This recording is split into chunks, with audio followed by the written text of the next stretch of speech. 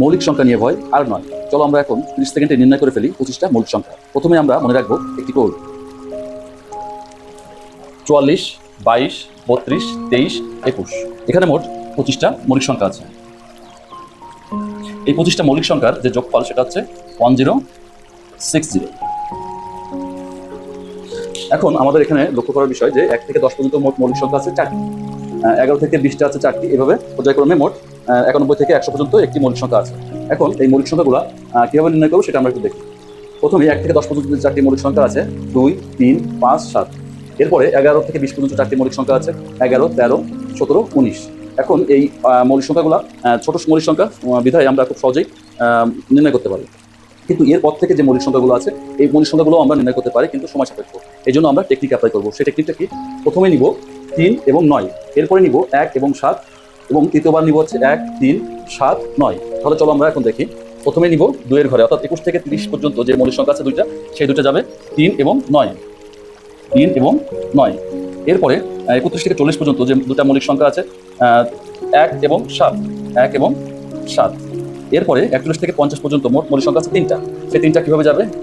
তৃতীয় যেটা বলছিলাম 1, 3, 7, 9, অর্থাৎ 1, 3, 7। আমি যদি 9 দিই অর্থাৎ 49 দিই, তাহলে কি এই 49টা হচ্ছে কি 7 দ্বারা ডিভিজিবল, অর্থাৎ 7 7 49। তো আমাদের এটা হবে না, এটা হবে না।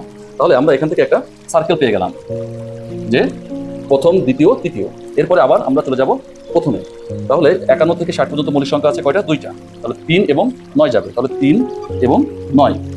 এরপরে চলে যাবে 61 থেকে 70, 2টা মৌলিক সংখ্যা ছিল, সেখানে দ্বিতীয় নম্বরে কি ছিল? 1 এবং 7। তাহলে আমরা এখানে বসিয়ে দিই 1 এবং 7। এরপরে তৃতীয়টা যাবে কোথায়? 71 থেকে 80 এর ভিতরে মোট মৌলিক সংখ্যা ছিল 3টা, 1, 3, 7, 9। তাহলে এখানে বসিয়ে দিই 1, 3, 7। এখন 7 11 দ্বারা ডিভিজিবল, 7 11 77। এই জন্য 77 সংখ্যাটা মৌলিক সংখ্যা নয়। তাহলে এটা হবে না। তাহলে কোনটা চলে যাবে? 7 এর পরে 9, তাহলে 9। তাহলে আমাদের এখানে আর একটা সার্কেল পূর্ণ হয়ে গেল। এরপরে আমরা চলে যাব আবার প্রথমে, তাহলে 3 এবং 9। তাহলে 81 থেকে 90 পর্যন্ত মৌলিক সংখ্যা আছে মোট 2টা, তাহলে এখানে চলে যাব 3 এবং 9। এরপরে প্রথম শেষ, এরপরে চলে যাব দ্বিতীয়। এখানে 91 থেকে 100 পর্যন্ত মৌলিক সংখ্যা আছে 1টি, কিন্তু আমাদের এখানে সিস্টেম অনুসারে আসতে কত? 1 এবং 7। কিন্তু আমরা যদি এখানে 1 বসাই দেখি, তাহলে এই 91 সংখ্যাটি 7 দ্বারা ডিভিজিবল, 7 এবং 91। এই জন্য এই 91টা নিতে পারবো না। তাহলে আমাদের পরবর্তী সংখ্যা কত ছিল? 7। তাহলে 7-এ চলে যাবে, তাহলে এখানে 7। তোমরা পরীক্ষার সময় যদি এই টেকনিকটা অ্যাপ্লাই করো, তাহলে তোমরা খুব সহজেই মৌলিক সংখ্যাগুলো নির্ণয় করতে পারবে। সবাইকে ধন্যবাদ।